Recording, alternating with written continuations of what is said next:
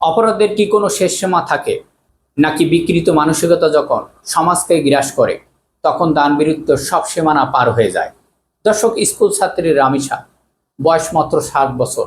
যে বয়সে একটি শিশু মায়ের আঁচল ধরে বায়না ধরার কথা ছিল, সেই 7 বছরের নিষ্পাপ শিশুটাকে যেভাবে দুনিয়া থেকে সরিয়ে দেওয়া হলো, তা শোনার পরে যে কোনো সুস্থ মানুষের ধমনীতে রক্ত চলাচল বন্ধ হয়ে যাবে।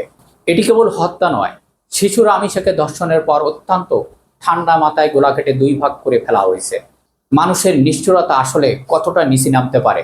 7 বছরের একটি ছোট্ট শিশু রামিসা। এই বর্বরতা এতটাই জঘন্য যে দেশের পুরুষ সচেতন সমাজ আজ ক্ষোভে লজ্জায় পুরু বাকরুদ্ধ। ঘটনার পর দিয়ে জুড়ে তীব্র জনরোষের মুখে প্রশাসনের পক্ষ থেকে বারবারের মতন একটি সেনা আশ্বাস আসছে, দ্রুত বিচারের উদ্যোগ নেওয়া হচ্ছে। কিন্তু প্রশ্ন হচ্ছে, 7 বছরের একটি শিশুর সাথে ঘটে যাওয়া এই চরম পাশবিকতা পরেও কি রাষ্ট্র কেবল উদ্যোগ আর আশ্বাসের চিরচেনা নাট্যর সীমাবদ্ধ থাকবে, নাকি এবার সত্যিই এই নরপিছু অপরাধের বিরুদ্ধে কোনো ব্যবস্থা নেওয়া হবে? ঠিক এই বাস্তবতার সামনে দাঁড়িয়ে রামিসার বাবা আজ সমস্ত ভয়ডার উপেক্ষা করে রাজপথে নেমে এসেছেন। তিনি রাষ্ট্র প্রশাসনের নীতি নির্ধারকের সামনে একটি ঐতিহাসিক কঠিন চ্যালেঞ্জ ছুড়ে দিয়েছেন।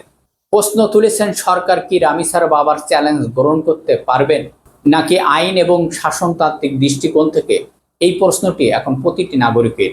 7 বছরের একটি অবশ শিশুকে ধর্ষণ, দানবীরের ওপর খুন করার পরেও কেন একজন পিতাকে সন্তানের বিচারের দাবিতে রাজপথে দাঁড়িয়ে রাষ্ট্রকে চ্যালেঞ্জ করতে হয়? কারণ দুর্বল তদন্তের কারণে এই ধরনের বিকৃত মানসিকতার অপরাধীরা বারবার পার পেয়ে যায়। পুলিশ যখন তাড়াহুড়া করে চার্জশিট জমা দেয়, তখন অনেক সময় ফরেনসিক্স এবং মেডিকেল এভিডেন্সের নিখুঁত তথ্য ঘাটতি থেকে যায়। প্রতিবাদ না করলে আমাদের প্রত্যেকেরই রামিসার বাবার মতন অবস্থা হবে। একটি সমাজে যখন 7 বছরের শিশুকে ধর্ষণ করে গলা কেটে 2 ভাগ করা হয়, তারপরও সাধারণ মানুষ নীরব থাকে, তখন বুঝতে হবে সেই সমাজ পচে গেছে। আজ যদি আমরা রামিসার বাবার পাশে দাঁড়িয়ে এই জঘন্যতম অন্যায়ের বিরুদ্ধে তীব্র প্রতিবাদ না জানাই, আমরা আসলেই পরোক্ষভাবে এই বিকৃত দানবের আরও বেশি সাহস যোগাচ্ছি। আজ সেই ট্র্যাজেডি রামিসার পরিবারের ওপর দিয়ে গেছে, কাল আপনার বা আমার ঘরের কোনো নিষ্পাপ সন্তানের শিকার হবে না, তা বিন্দুমাত্র কোনো গ্যারান্টি নেই। দর্শক, অন্যায়ের বিরুদ্ধে নীরবতা আসলেই নতুন আরেকটি অপরাধের জন্ম দেয়। তাই এই প্রতিবাদ কেবল রামিসার পরিবারের জন্য নয়, এটি আমাদের নিজেদের সন্তানের বাঁচানোর জন্য লড়াই।